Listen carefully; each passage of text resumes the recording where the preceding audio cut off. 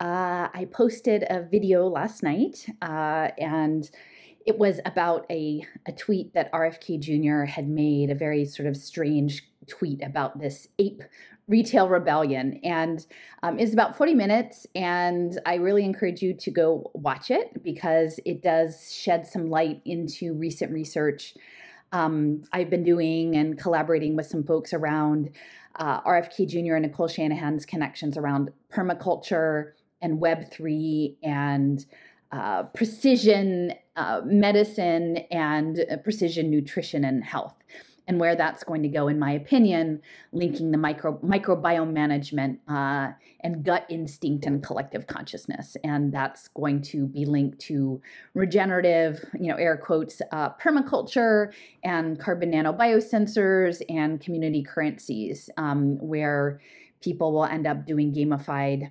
app-based financial trading games in my opinion, I think it's about accessing sort of the gut instinct of the wisdom of the crowd and doing some sort of biohybrid global scaled computation. So go check it out. I do want to mention, so I had an exchange with someone in the comments, and I know that people don't get sort of annoyed when I sort of point things out. And I'm not doing this to judge, but I think it's an important lesson because this is about strategy. And so I have here a report. I put it into this map that I had done before, the Sega map, which is a really big map. And actually, I did a whole podcast, and maybe I can link it in the pinned note, with Shai Danan about the noosphere and noopolitik, and this RAND report from the summer of 2020 called Whose Story Wins? The Rise of the Noosphere, Noopolitik, and Information Age Statecraft. And so I'm just going to pause for a second and go to a page about brain boxing. This is page 46 of this RAND report on noopolitik. And essentially, it's cognitive warfare. And so I'm going to read this section. This is from page 46 and on to page 47. And of course, they're talking about non-state actors. And so this is the U.S. positioning against other forces. But, I think that we understand that all of this is also counterinsurgency engagement around domestic populations. So this idea that somehow the U.S. is only targeting people out there as opposed to our own population is, that's naive. We're all being within the crosshairs of cognitive mind management in these narratives. Okay, so this is a quote from the RAND paper. These non-state actors have become enormously adept at waging cognitive warfare via darkly mutant kinds of noopolitik. So they're saying, actually, RAND is saying that the U.S. should be promoting the noosphere, only the democratic kind, the good kind. So they're for the noosphere. They're just thinking that these non-state actors are doing it wrong, right? They're doing it not the admirable way that the United States would do it. They have learned to create and deploy strategic narratives constructed around quote unquote plausible promises, sacred values, and viral conspiracy theories that serve not only to attract recruits, enliven morale, and stimulate network building within and among their own kind, but also to confront, disorient, divide, and destabilize their targets. More and more, their media campaigns exhibit the net war swarming methods we predicted 2 decades ago. See our Quia and Ron Velt 2000 and 2001. So, of course, that's to say that somehow the U.S. Defense Department wasn't behind the creation of social media in the first place, which so much of it came out of Harvard and MIT, in conjunction with the war machine. So all of it is cognitive warfare. It's not like somehow this developed independently of military interests. It's when I say that we don't understand the weapons, it's because I don't think we do. I think people are thinking the weapons are somehow inflicting physical damage, which in some cases they are. There is physical damage involved.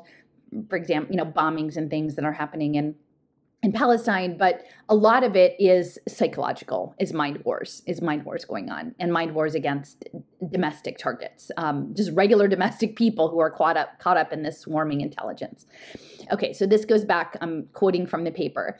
The information age ways that these actors conduct cognitive warfare do not depend on coercive brainwashing, mind control, or thought reform, concepts that came into play during World War II and the Korean War, partly as a result of psychological techniques born of the Russian and Chinese revolutions, right? Because we never do any of that stuff, right?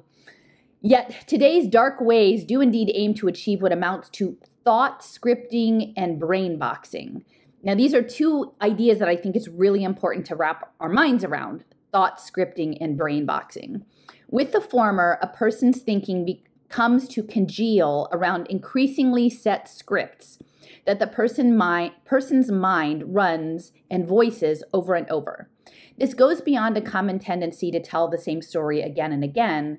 It makes minds more reactive and programmed, as though a cognitive button is pushed or a lever pulled, and out pops a set script, positive or negative. And if the script is arguable, it is unlikely to be changed through argument.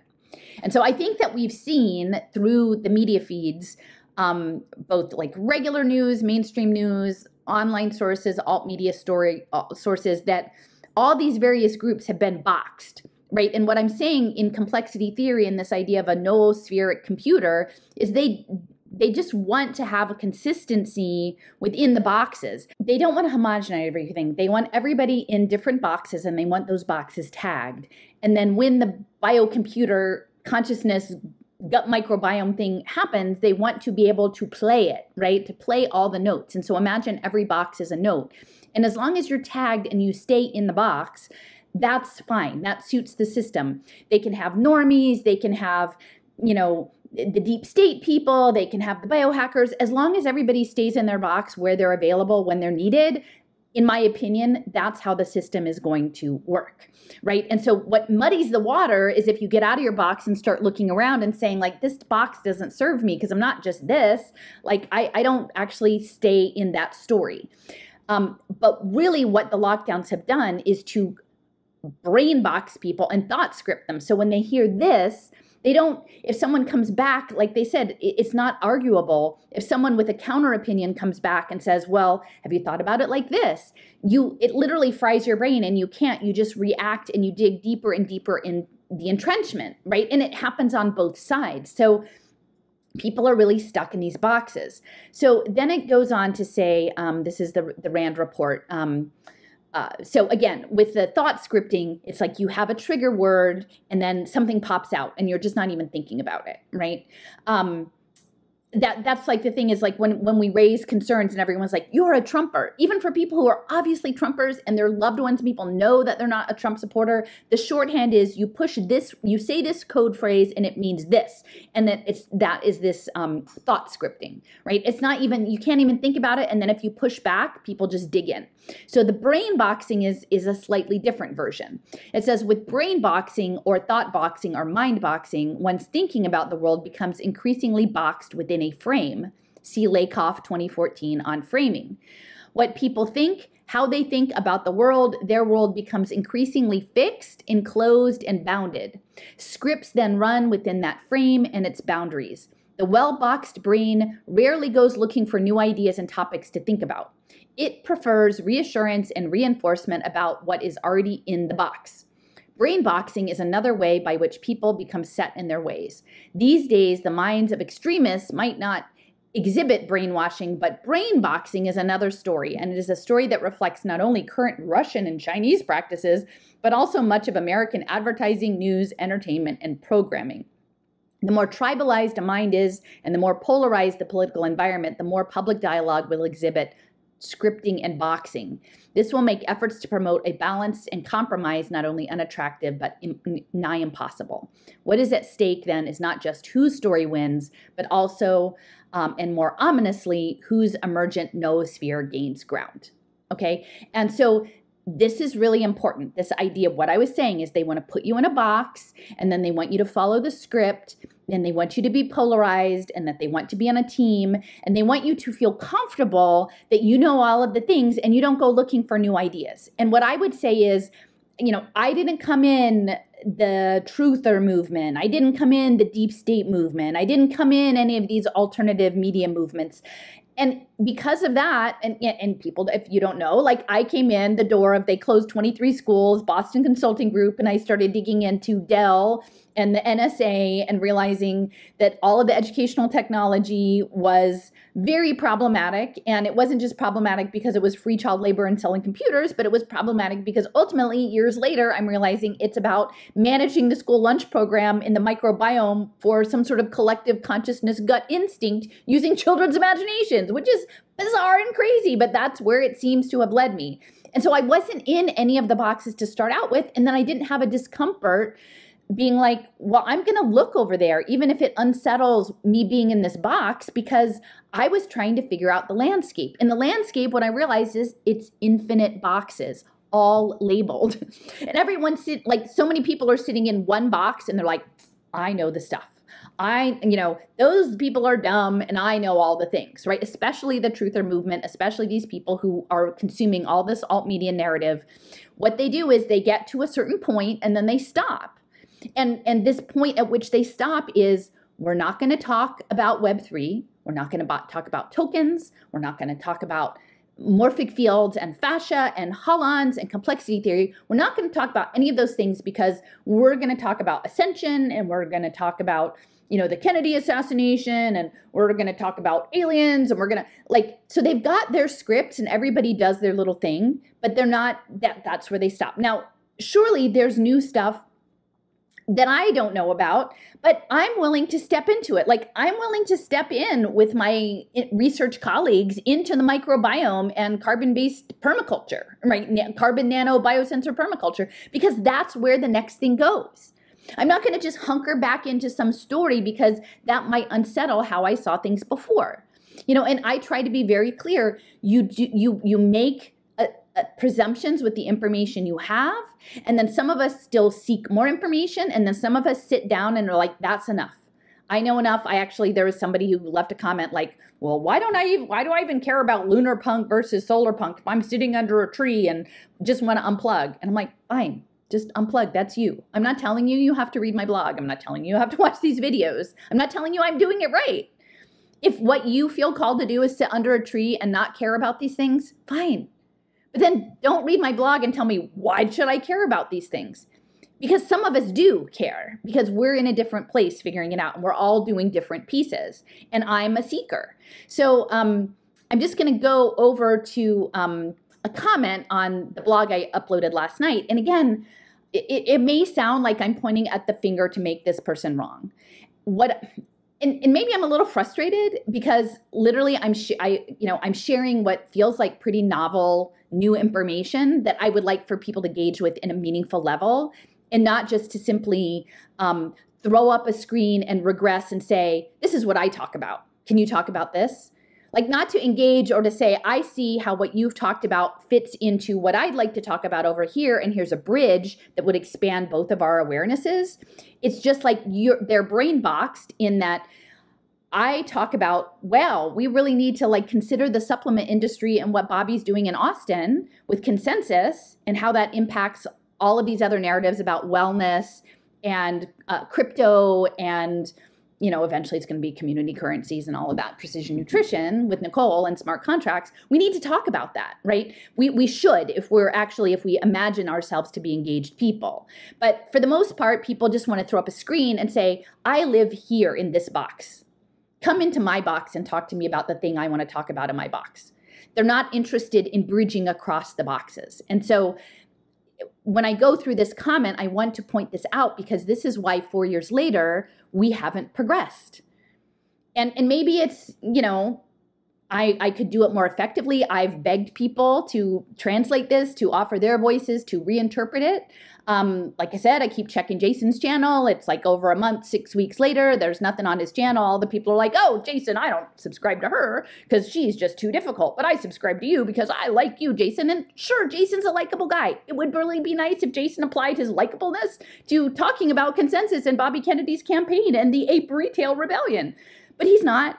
I mean, he knows all about community currencies and local time banks and all of this stuff. That was his life. But he's not bringing his lived experience into the space. So in the meantime, I'm just trying to drag as much as I can. And again, still in collaboration with a smaller and smaller shrinking pool of people, because it matters. In my opinion, it matters. And if you just want to go sit under a tree by the ocean, that's cool. I mean, I'm not judging you. That sounds pretty nice. And someday that may be me too. But for now, I'm a seeker. So I'm trying to address the brain boxing issue. And I think that the Kennedy campaign, especially with its attachment to the deep state narrative, is completely part of the brain boxing program. And they know that. They know that they're using those weapons, these tactics against domestic populations, including people, and especially people who think that they know better than other people.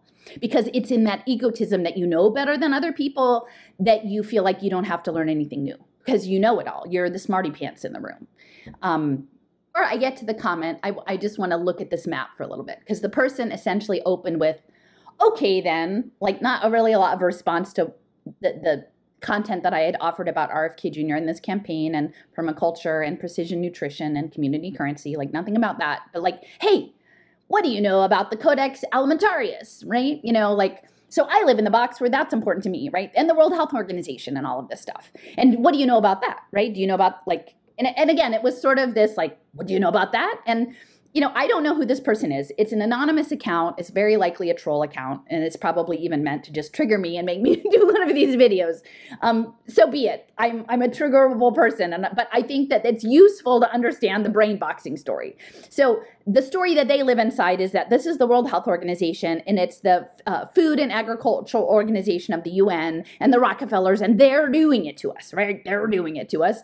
And so what do you know? Well, you know, this is a map. This is a Little Sis map. So this is one that I didn't get pushed off of Little Sis till like 20, it's been like 2 or 3 years. So this is an old map. I did this at the beginning, let's see, January of 2021 is this map, right? So I've been doing a whole lot more research since then. And at the time, for those first year or two, I was kind of swept up in the World Economic Forum and Klaus Schwab and the World Health Organization because, yeah, there's something to it. It is stuff. It's not to be discounted, but it's not the end, right? So much of the World Health Organization and the UN SDGs, it's linked to Michael Bloomberg, which I discussed extensively, and there's still very few people out there who are talking about Bloomberg. It's only about Gates, because if you talk about Bloomberg, then you're going to have to talk about what works government and futarchy and tokens and radical participatory democracy and wellness, because guess who's all about the soda tax and wellness? Well, that would be the impact investors, Michael Bloomberg and John Arnold, right? And you'd have to talk about those things, and we're not ready to talk about them yet. We have to manage the story. RAND is all about managing the story. So in this map that I made in 2021, it was about industrial ag and the Green Revolution and Norman Borlaug and the work that he did in Mexico, you know, formerly connected to DuPont in terms of scaling industrial agriculture in partnership, yes, with Rockefeller and Ford, who are not to be discounted. I'm not saying, but it's not enough to stop there, to say, oh, I know it, and that's enough. It just stops with them. No, it goes to Web3. It goes to industrial agriculture that's going to be framed as regenerative permaculture, right? We're seeing that roll out right now with Bobby. That's how it is happening. But if you just stop and say it's Rockefeller, well, I don't know that Rockefeller is at Consensus 2024. No, it's Chainlink. It's the Chainlink people, right? And so if you don't know why Web3 is important or Chainlink is important, then you're going to be like, oh, well, it's all good because it's not Rockefeller, it's not Ford, so it must be okay, right? It's free market, right? Because you don't understand the game, and the game is networked consciousness through the gut microbiome. So Borlaug, Green Revolution, spread through the CGIAR, the Consultative Group for International Agricultural Research. And again, this goes back to work that Sean has done and Leo has done, is strangely this intersection between plant immunology and human immunology and the soil, and how all of this microbial system is going to be the networking, right? And now when I made this map, I didn't have that piece, right? But if I just stopped and said, oh, look, I did a ton of research. Look at all this research I did. You know, I've done like 400 maps, right? Oh, I know enough. I just don't have to think about it anymore. I can go sit by a tree by the ocean. And yeah, I could do that, but I didn't. So I'm still talking about it. But so the Consultative Group for Industrial Agriculture, they were a founding partner of the Food and Agriculture Organization of the UN, and they co-founded this Codex Alimentarius with the World Trade Organization. And yeah, so these international standards started in the 50s, right? This is post-World War II. And this is coinciding with biophysics, right? And the radioactive isotopes. And ultimately, everything is going to be trackable, for wellness and to save us from diabetes. So this Codex Alimentarius, yeah, I have researched it. I know how it connects. I know it connects into Rockefeller and Ford, but that's not the end. And if you stop there, you're not going to get to the bites to sustain our bites. BYTES and BITES, leveraging agriculture for the UN SDGs. And you're not going to get to agri-tech and smart dust. And I think a lot of people would be like, well, Bobby's not for smart dust. Well, what if the smart dust is carbon nanotubes that are functionalized in biochar and they're super organic, right? But they're part of the spatial computing and ubiquitous sensing. So does that mean Bobby would be for that? Because it sounds like he and Nicole are setting that up. Right? But if you don't understand the game, that the game is actually the sensing apparatus, is the world sensorium through the soil, how we are connected to the soil and all of the little critters, and we're all interconnected with our digital identifiers and our digital wallets that Bobby's going to give us for our wellness behaviors. Yeah. Like if you just stop up here at like, oh, it's this thing from 1955, done. You're going to miss all this stuff over here, the agri-tech, the drones, the bioprinting, the nanotechnology in the soil, the smart dusts, all of these things where, again, I worked at a botanic garden for 17 years. I was the membership person, right? But I didn't do so much on the ground gardening, but my colleague, he ran an urban garden that was doing, getting produce into the hands of low-income people in an environmental wasteland in Southwest Philadelphia. And he was training young kids to reconnect with the soil. He said, yeah, we grow vegetables, but mostly we grow soil. He's not a bad guy. He's not pushing, this, but I would say he probably doesn't even know that this is happening in the background. Interestingly enough, at one point, he did get invited to a gathering with a lot of religious groups at Duke. And what is Duke? Well, Duke is tobacco money, tobacco mosaic virus, and the nicotinic receptors, and also J.B. Ryan and parapsychology. So maybe they actually have known at Duke a long time what they're after in terms of managing the microbiome. But yeah, he was growing soil, and the Knight Foundation, who's partnering with Niantic and the CIA's venture capital fund, they were like, oh, you should just turn that all into hydroponics. Because the goal is industrial ag, the next gen off of Borlaug. Now we're going to precision agriculture, and we do precision agriculture so we can have precision medicine, food as medicine. And I'll show that in a little bit. But this fresh food reform for sustainability with Cargill, Unilever, BASF, Nestle, Bain, Google, Boston Consulting Group, World Business Council, right? This is not just about injections, people. This is not just about injection passports. This is something much, much bigger, and it's going to look like organic produce. And it frustrates me when, again, this map I made in 2021, and the dude is like, well, do you know anything about that? And I'm like, it's not enough to stop at the World Health Organization. I mean, maybe it is for you if you want to live in that little box. And I'm in the box where I do this narrow little thing. But I've been asking people for 4 years to step up and understand complexity and signals intelligence and Web3 and the noosphere and the superorganism and the implication with quantum physics and manifestation and the participatory universe and possibly many worlds theory. There's a lot of stuff to talk about. Now, I don't say that I have the answer to a lot of these things. I don't. I'm exploring. I'm exploring a lot of things. But at this point, I was like, well, I have this part pretty much tucked in how I understand it. Now, if someone wants to come back and say, wow, I've looked into the Codex Alimentarius and the way it fits into Web3 is like this. Now that I would find interesting, and I would love to collaborate with people like that, but that's not how they do. Why? Because they're brain boxed and they're thought scripted. And then they have a reinforced community that says, you're smarter than the other people because you know X, and just stay in your lane. Don't look outside, because once you start to look outside, the boxes fall apart. And then how are we going to know where to find you when the noosphere computer wants to tap on you in your box? This is what I'm asking people to try to do. Now, realistically, maybe my mind has a different operating system than most people's. And I'm not saying it's better. Maybe it's just different. And maybe my presumption that people can navigate this operational space the way I navigate it is incorrect. Now, I think there are still some people who do come on the page and who appreciate this kind of analysis because maybe the way we see the world and how we explore the world is in alignment. And I would say clearly the way the small group of us who are doing this work are doing it is out of alignment with most of the alt crowd. And I would say most of the alt crowd can't get here because they've been brainboxed, but it's a useful term to understand. This is another map that I worked on also in Little Sis, and this one dates to fall of 2020, October 2020. And it is about a program called DC Produce RX. And it's this idea of treating diabetes through innovative finance by giving people prescriptions of food, produce prescriptions. So again, this is going to be sort of the health, freedom, vegan kind of stuff for obesity prevention and diabetes and hypertension, which are all the things that Bobby is saying is the most important problem in America is chronic illness. And so again, this stuff is all going to be run through Medicaid initially, and it's going to be targeting the most at-risk populations, including poor people, low-income women, and their children. And it's going to be managed through the food stamp program, which will be blockchained.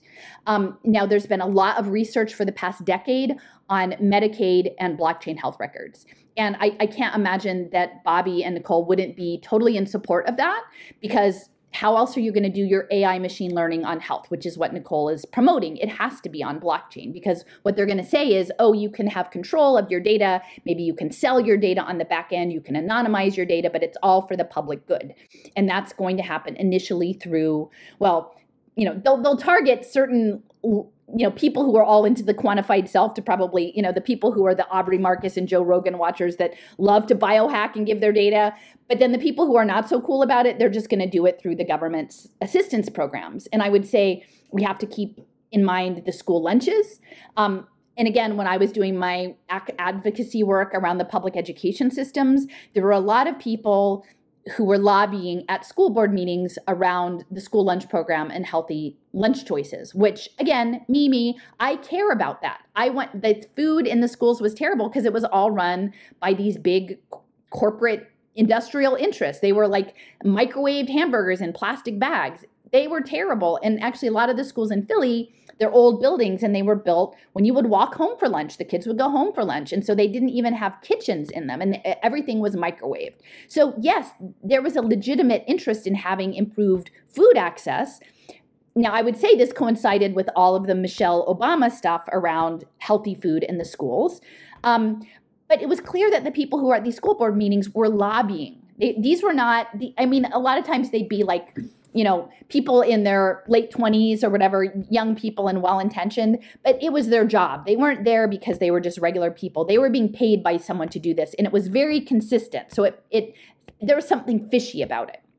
And again, at the time, I had no idea that we would be going into precision nutrition and microbiome management and linking it to social welfare programs and the social safety net, like the free lunch program. But that's clearly where it's going to go. So this idea of prescribing food and food as medicine is integral to Pay for Success. Here we have the SNAP and WIC with the Department of Agriculture, with the giant grocery stores, with Medicaid, with blockchain, and with this benefits data trust, which are going to be, in my opinion, the UBI that's backed by the tech billionaires. This is Chan Zuckerberg is behind this. And this data was linked to like integrated data lakes with Data Zone, the Silicon Valley Regional Data Trust, the National Interoperability Collaborative, and Stewardship Change. And I will say, like the Stewards of Change work and the National Interoperability work, they had 6 pilot states where they were essentially doing data lakes of the health and welfare data. And it was California, it was Connecticut, and it was Virginia.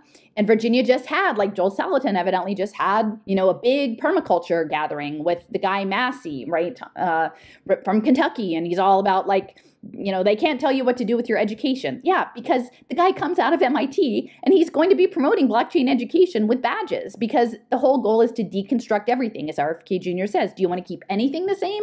No, we should change everything. And this is where it's going to go. You're going to have biometric payments for the school lunch programs. And yeah, it might be linked to the farmers markets. But if what we're talking about is permaculture and biochar, organic biosensors to save us from poisoned soil, then we're still in spatial computing. We're still in the game. The whole thing is the game board. The food system is an integral part of connecting us to the game board. And I don't know how to extract ourselves from it, but I think we should at least, if we pretend to care about it, talk about it some. So there was this produce program, DC Produce RX. It was linked to Mera Health Caritas, and I think that might be a Catholic health system. So I talked about the Vatican and Impact Finance. They had DC Greens was the program to link people to fresh produce. This is all connected to the social determinants of health, which again is going to be part of evidence-based medicine, functional medicine, to get the data of the quantified self that they've invested in your food. So you better show some progress by putting on your wearable or logging your step counts or logging your weight or logging your glucose levels to pay off the investors in the food subsidy that you get. And the people who are connected to the DC Greens included Kaiser Permanente, Optum, Amazon, Boston Consulting Group, Bank of America, Open Society, Robert Wood Johnson's, and it was, connected to the Healthy Schools Act from 2010. So this isn't new. This stuff has been around for a long time. And again, produce prescriptions, a policy scan. Well, yes, there we do have Rockefeller. So on the one hand, I'm saying Rockefeller isn't the end all be all, but if what you want to say is, oh, do you know about the Codex Alimentarius? Well, I would say, well, do you know about Rockefeller's involvement in the produce prescription program and how that relates to nanobiosensors? Because if we want to bring them together, then we can have an integrated conversation, and maybe somebody knows of other programs that would be linked to permaculture biosensors and predictive analytics. But then let's have that conversation and something that adds to it, as opposed to, let me tell you a story that keeps you in the box, that will keep you from looking up and realizing that, well, of course, Robert F. Kennedy Jr. knows about blockchain Medicaid. If he's all in, his biggest issue on the campaign is chronic illness management. If he doesn't know about Medicaid and Pay for Success, then he's incredibly irresponsible and an idiot, and you shouldn't elect him. Or if he does, then you should ask why he wants to put kids on blockchain so that they can manage their microbiomes. Either way, I think it's highly problematic.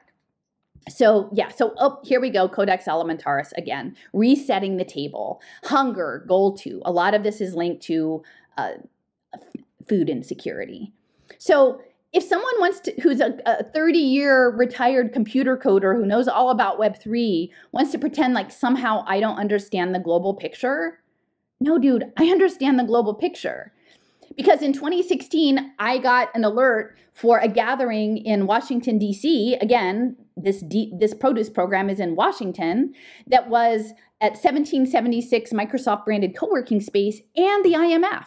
And somehow I happened, like it was an Evite, it was open to the public. I thought it was a big public meeting about impact finance, sensors, and the Internet of Things and smart cities. And I'm like, well, of course I'm going to go. This is 2016.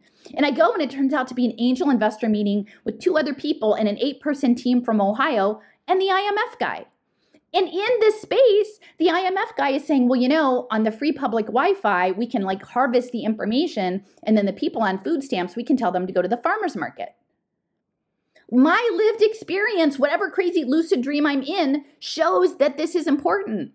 And later I said, that's not ethical. I told them, because, you know, they had somebody there from the Hyperloop, and they had someone there from some sort of audio processing boxes, and then they had someone with digital identity. And I'm like, you shouldn't be blockchaining people as part of this game. It's not ethical. It's not moral. And people don't know enough to have an informed understanding of it. And Bobby certainly isn't doing it. And Nicole isn't doing it. And this guy who's thought brain boxed isn't doing it. So like, if I sound a little frustrated, you know, the guy's like, oh, just chill. You're going to have a breakdown. Just cool it. And I'm like, I'm not going to have a breakdown. Like, I'm not a nihilist. But I'd like for people to get off their boxes and look around. And I'm not doing this in judgment. Like, surely most people are not going to have all of this information. But I would say if Bobby Kennedy is making his primary presidential goal to be chronic illness management, and he doesn't know about innovative finance in food and nanotechnology and Medicaid and blockchain medical records, it's incredibly irresponsible. Slip in this little map as well. A lot of my little sys maps got deleted. I mean, they all got deleted, but some of them were still saved on the Wayback Machine. So I had more about blockchain health, but this is one of the ones that got saved. And so this one I did in April of 2020. So this is right at the beginning of lockdowns, and it was the Blockchain Healthcare Challenge. Now, remember, I came into this space knowing that blockchain was about ed tech, and it was linked to social welfare systems like digital welfare wallets and SNAP benefits that was going to be used for pay for success finance, because that was the area that I was focused on. Sorry about this light. The lighting situation in here is not great. Right, so I knew all about blockchain. This is why at the very beginning, when I would go up against Derek Bros and John Bush, and people are like, blockchain is our liberation, it's our answer. I knew that it was not, because it was linked to all of these, essentially the quantified self through wearables to inform social impact deals. And again, at the time, I didn't understand really cybernetics or complexity or systems theory or the microbiome or consciousness. Like, that was many steps further down the road for me. But I did understand that the data and the predictive analytics would be linked to financial markets. And even if it were anonymized, they would still be able to get the data on the back end to inform the deals. And then that would mean that essentially poor people would be commodified as data through their wearables. And a lot of this was initiated actually because, again, I had a friend who was teaching in Maine in second grade, and her co-teacher introduced a Fitbit program with UNICEF so that active kids in Maine would earn food packets to go to starving kids in the global south. And that's a terrible burden to put like on a 7-year-old, to be like, you have to meet your step count or some kid's going to go hungry for dinner. And that this was done through UNICEF. And at the time I knew that it was morally repugnant, but I didn't understand, here we go, the wearables for good and arm holdings with the defense contractor and UNICEF Innovation, which is funded by Disney, but working in AI and blockchain and drones, that if what they're after is some sort of intradimensional gut-based consciousness computer, of which maybe young children and the elderly have, or people with mental, anomalous mental situations, or people in addiction maybe have different access to the field than normalized people, domesticated people, that they would want those wearables on the kids, not just to bet on their futures, but actually to steer them and access the data that they would be pulling out in their forest schools or their Montessori schools with their smart slippers for pattern recognition, because it's not each individual, but it's at scale. And then the blockchain digital identities is what's going to allow it to scale, because they'll say, oh, well, we can anonymize it. And then in return for your contribution to the commons, to the collective good, we'll give you something like a UBI or a free lunch or, school lunch program or, some other benefit, because we're gathering your data. So you won't get my Zoom face in here, but this is the map. It's an ideation challenge for blockchain healthcare. It was in 2016, and it was being done through Medicaid and with the National Institute of Standards and Technology. And so NIST was working on the harmonization. And again, remember what I was saying yesterday about cycles and the UBI and harmony and everything, that it was going to be connectivity and harmonization of the digital citizen. And it was also going to be, it was funded by, the NIST also funded the Embedded Everywhere, the Internet of Everything with Deborah Estrin. And they had been setting up early digital identity, this national programs for online trusted identity in cyberspace. And so that's the early digital identity. And so it was going to come through the electronic health records, which is, again, Zeke Emanuel and the whole Emanuel brothers, Ari Emanuel, Zeke Emanuel, and the other one. Ari was the entertainment guy, Zeke was the health guy, and then Ram, of course. Ram is pushing all of the pay for success stuff. So, and this was in partnership with the Chamber of Digital Commerce, which again is all blockchain and crypto. And so that's what Bobby is promoting. And so there were submissions from all these different groups, and it was there were submissions by the Mayo Clinic, by IBM, by the MIT Media Lab, and IBM is connected to Stewards of Change, the National Interoperability Collaborative.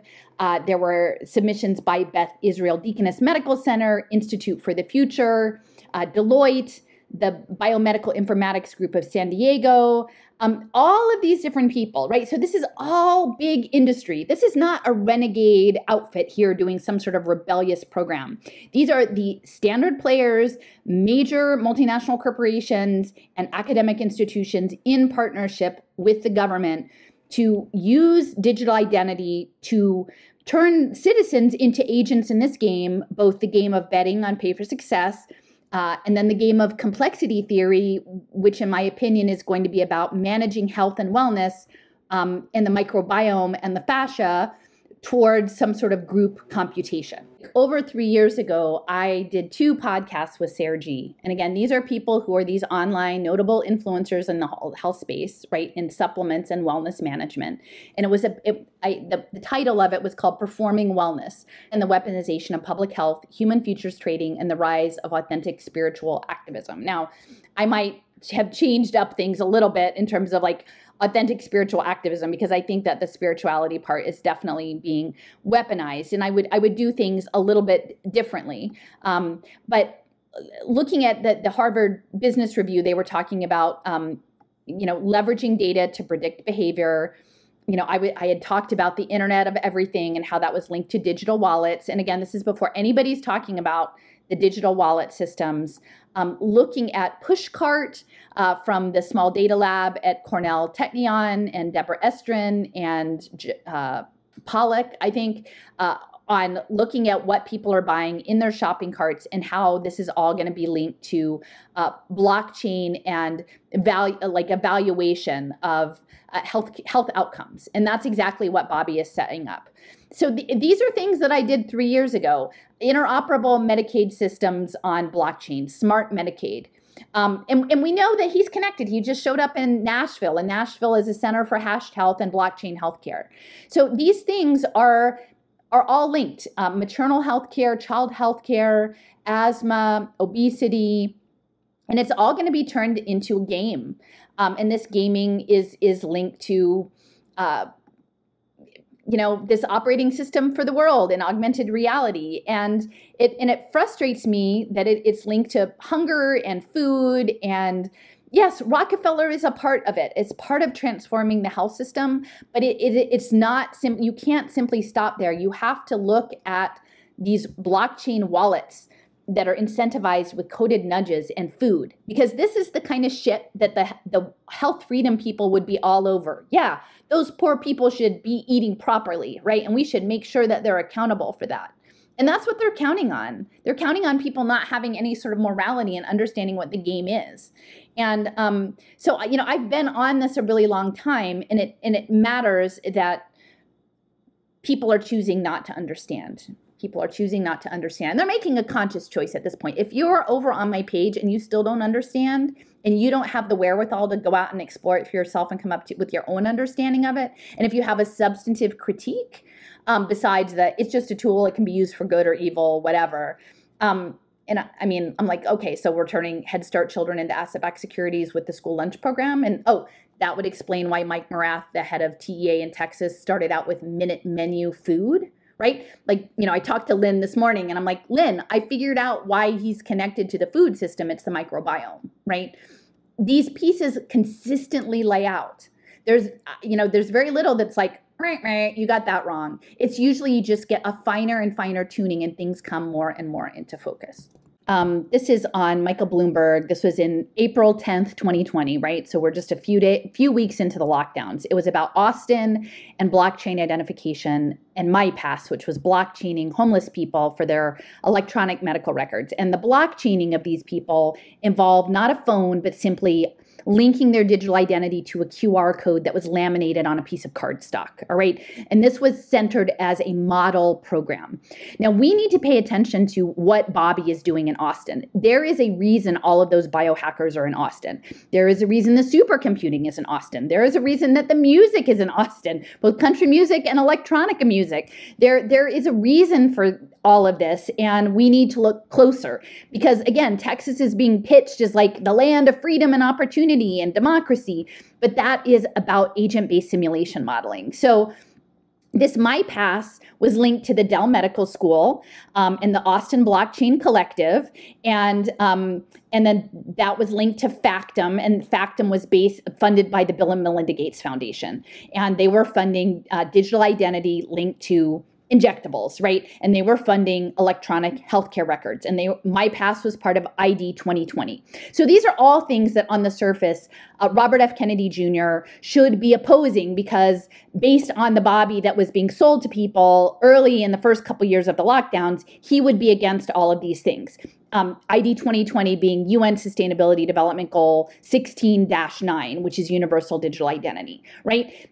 Now, maybe at this point he's going to say, oh, I just don't want digital identity for certain kind of medical treatments, but I do want digital identity for wellness treatments. And that's what Nicole is going to be pushing. So this MyPass, which was blockchaining homeless people, again, disadvantaged people who don't have anyone to advocate for them, who can be written off. Honestly, people are often have emotional issues, either mental health issues that leads to their housing insecurity, or just stress and anxiety and depression, or addiction because of being unhoused.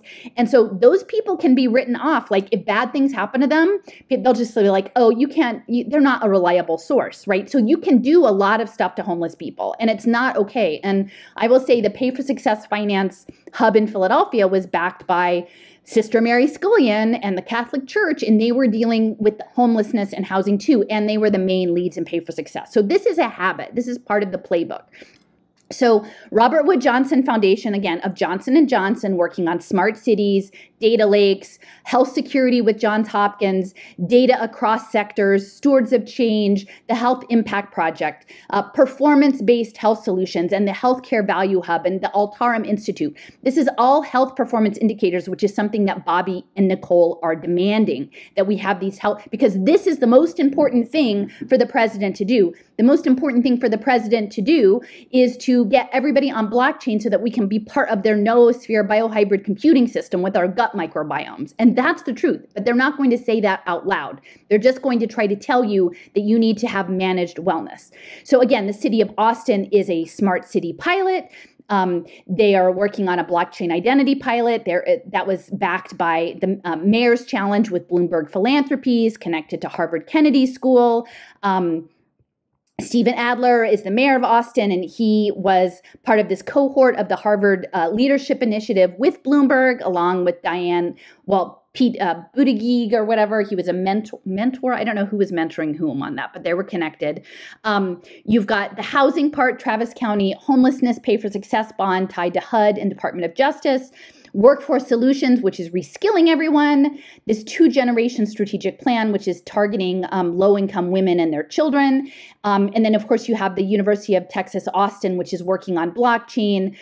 The Lyndon Johnson School of Public Affairs is this weaponized social safety net tied to the Ray Marshall Institute for Human Resources, which was the welfare reform, and getting all the mothers to be working, even though they can't take care of their children. And then the children get put into the government services to be managed as agents in the game.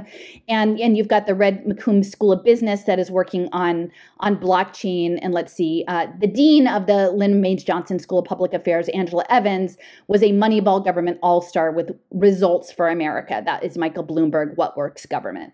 So this is sort of the seamy underbelly of the Kennedy campaign, the Kennedy-Shanahan techno-utopia campaign that's actually really gross and morally questionable. And it's going to run on nutraceuticals and supplements and wellness wearables. And a lot of it's based in Texas, which is why Texas is being blockchained first, because it has a large population and it has a lot of kids and it has a lot of poor kids. And it's not okay. And I'm just here to say that it's not okay. And so we should be holding, if you actually believe in the Kennedy candidacy, hold him accountable, because this is not okay. This is the podcast with Sarah G. And then I did a second one with him later. But again, where are these people? Are they talking about any of this? No, because they've been brainboxed into a certain story. And that story is that blockchain will set you free and precision nutrition will set you free. And they've been meant to be there. That's how it's supposed to go down. So while I'm at it, I'm going to touch on two more maps that link into the blockchain health record system. Actually, I might even actually do three. So this one I did in the fall, in November of 2020. It's on electronic government and impact investing and digital Israel. And I came across this because there was actually a webinar between Israel and the state of Rhode Island, which is heavily populated by defense contractors, on digital government during the pandemic. And this was the one that I kind of ran afoul with Whitney Webb, because she had reached out and said, oh, would you do something on ed tech? And I was like, well, maybe we should talk about blockchain identity as related to ed tech and e-health, because she had been doing some research on Israel in Rhode Island. And then she never followed up with me again after that, because it wasn't time to talk about that. We weren't supposed to talk about blockchain and ed tech and badging and digital health yet. It wasn't time for that story. So anyway, so that's how I came to make this map, was this pandemic webinar. And it was essentially people from the Israel Innovation Authority who were meeting in Rhode Island with Gina Raimondo and talking about like how to digitize government during the pandemic. And of course, the digital government stuff is going to be linked to the blockchain and to Futarchy and the signals intelligence. So, you know, one of the very first talks that I gave was in upstate New York, and it was like right around this time, the fall of 2020. And I was talking about work on blockchain and digital rights and privileges in Israel, and how it was all going to be technical, like all linked to technical systems and automated. And so, you know, this goes way back. I've been working on this for a really long time, and it's still relevant. So we've got the digital Israel, which extends to the educational technology space and the health technology space. And this person, Shai Lee Spiegelman, was connected to Microsoft. She was former VP of Regulatory Affairs at Microsoft Israel. She was the head of strategy at Bank Hapoalim in Israel. She was, I guess she got her degree in public policy at Harvard Kennedy School, and she was a Changemaker affiliate with Social Impact Israel, which of course is connected over to Ronald Cohen and everything. So she was the former CEO and former vice president of planning of the digital Israel. And again, at the time, we were talking a lot about the digital nations and everything going on blockchain. So digital Israel came out of the Ministry of Social Equality. And again, all of this is going to be framed as social impact and social good for the commons. Part of this, the digital aspect, a big part was the Israel National Digital Health Plan, and working on, again, it was socialized medicine. And so they were able to aggregate tons and tons of data through the electronic health record system on Israeli citizens. And so when I was doing my initial research into impact finance, again, I was still on a traditional left trajectory. And so I was expecting that because it was a predatory system that they would be targeting the Palestinians. But it turns out a lot of the early pilots in social impact finance led by the Israeli government were actually on Israeli citizens, because they had the infrastructure already to get the impact data, which is the health data, which is going to be the blockchain health records. So they had the Innovation Authority, the Israel National Digital Health Plan that was running on the electronic health records, health being this big data opportunity with data-driven analytics. And of course, Netanyahu is all involved, and he has, you know, ties to Philadelphia as well. Shira Lev Ami was a major promoter of this with a focus on telehealth and telemedicine. And so these were all things that were being promoted in Rhode Island. Again, the shift to digital medicine and telehealth systems and electronic health record systems. But not only, it wasn't just going to be health digital twins, it was going to be educational digital twins for reskilling for the future of work. And both of those things, wellness and health outcomes and training systems, were going to be run on blockchain. And again, it was all going to be framed as open data and civic tech and public, innovating the public sector. And it was all going to be run on big data. And again, there were these links between MIT, a lot of close connections in venture capital between Boston and Israel, in these emerging tech spaces, and a lot of it led by Sir Ronald Cohen, who created the social finance for social impact, but he was also one of the key people behind the the venture capital behind emerging tech in Israel to begin with. So he did the investments like in the 80s and 90s to make Israel a high-tech center, and then now through the 8200 unit and sort of the national data surveillance in Israel, working on leveraging that data and to turn the country into a center of impact finance. And again, very closely connected with Michael Bloomberg and Bloomberg Philanthropies in government innovation. And, of course, a lot of the big tech systems in the US, there's overlap between the US and Israel. So I wanted to point this out that, again, Bobby's connections in support of Israel and this digital transformation and this interest in outcomes data around chronic illness and wellness, in my opinion, goes directly back to the social impact finance tech sector and digital Israel. But it's not just about health per se. It's about getting everyone networked and then managing wellness towards social computation. This is a map with Gina Raimondo of Rhode Island, it's linking essentially ed tech and reskilling for the future of work in the state of Rhode Island, reskilling and badges to healthcare digital twinnings.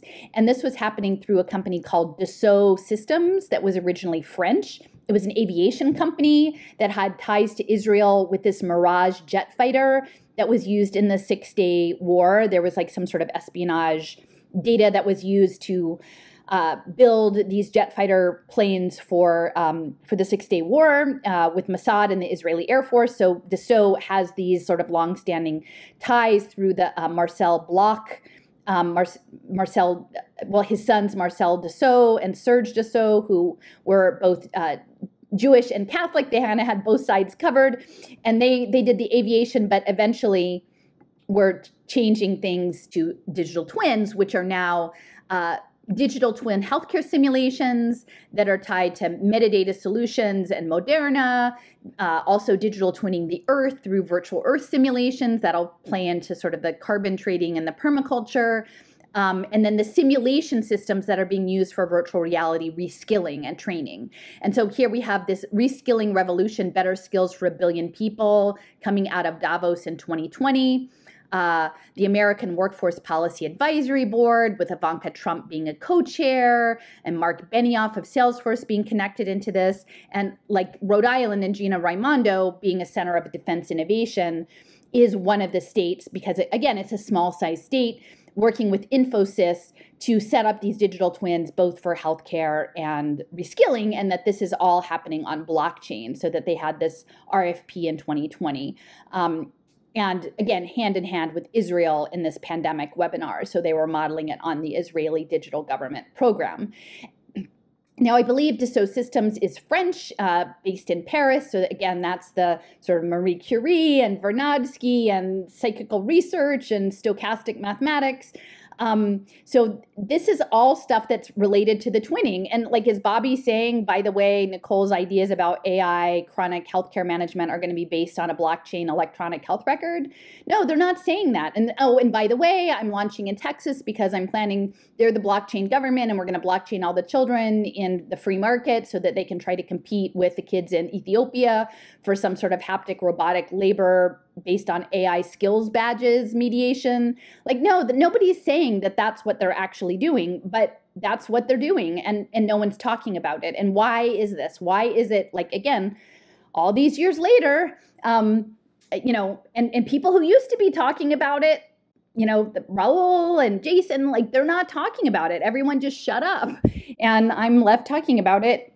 And like, I've been written off by all the people who are, well, not all, but like my family, because I'm willing to actually say, we don't understand this game board, and we better understand it better before we just walk down the path into digital twin land, because it's being run by the defense contractors and the entertainment industry and the CIA and the NSA. And we don't understand it. It could be being run by the interdimensional biofilm. We don't know enough to make an informed choice.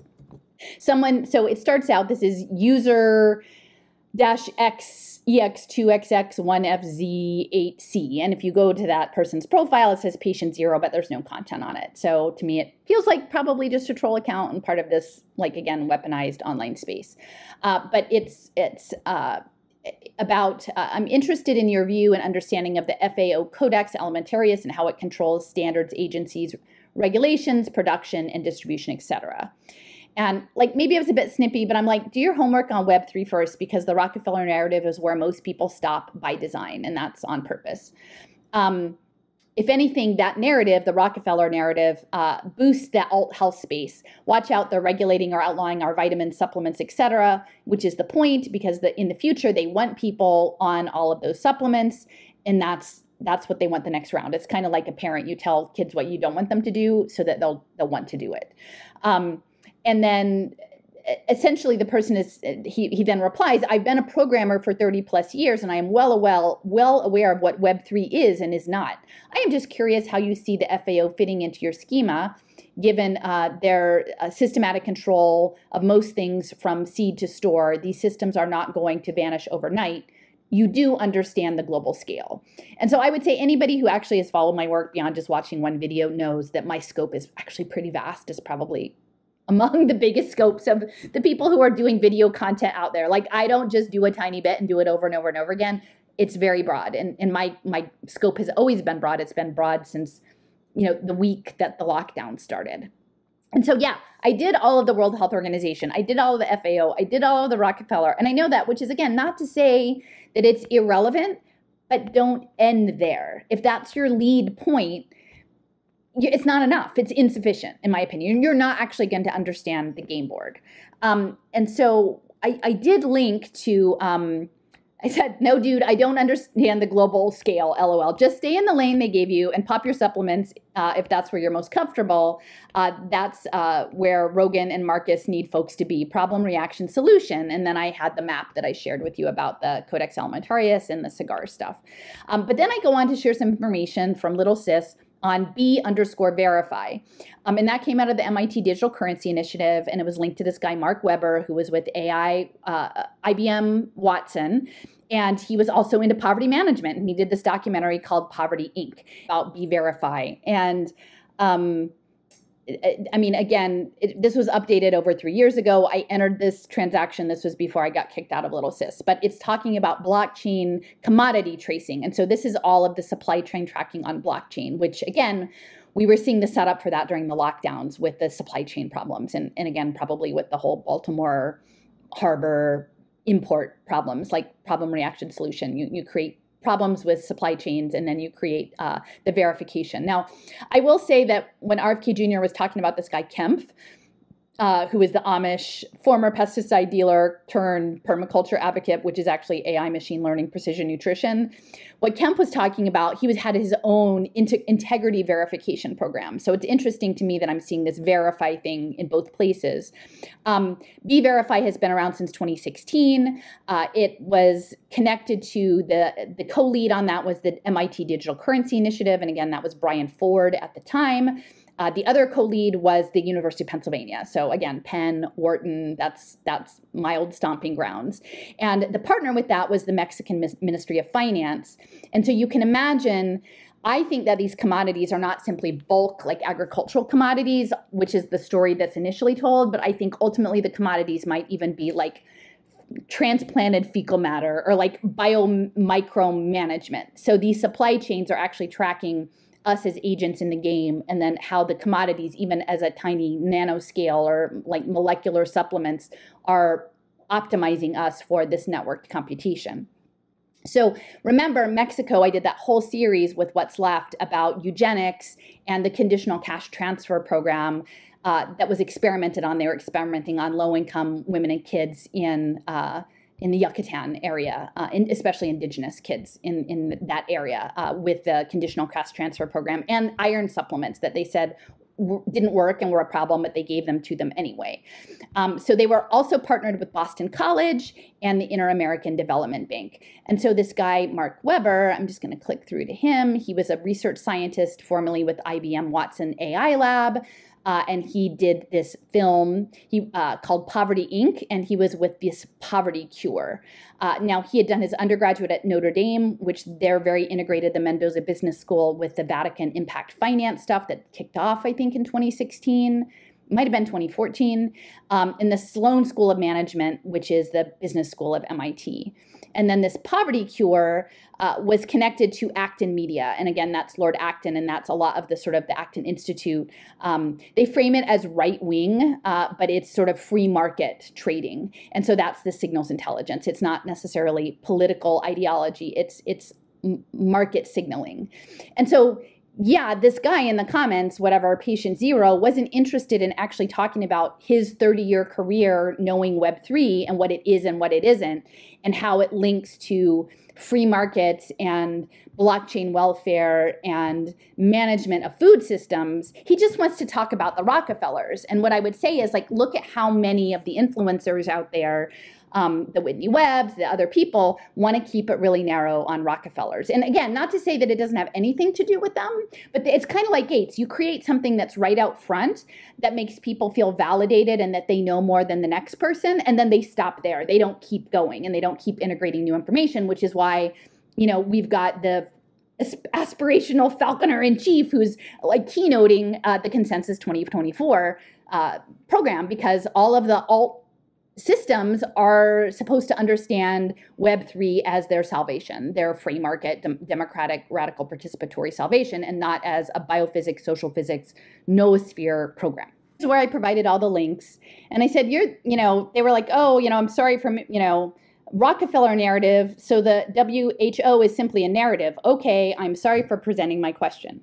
And like, clearly I'm not saying I've written a whole lot about the World Health Organization, but I didn't stop there, right? All of the health freedom community has stopped there. Because I knew that it was never just a health thing, that it was ultimately, it's a consciousness microbiome thing. And I was like, well, you're the one making the stupid comments. The Rockefeller narratives are limiting. And if you don't want to integrate your professional expertise with what is unfolding and just stay in this cozy truth or deep state space where Bobby wants you to hang out, you can choose that. But this isn't the right corner of the internet for you if that's where you want to be. And, I just said, stay in your lane. Bobby's counting on you, patient zero. Like, you don't know that you've been brainwashed.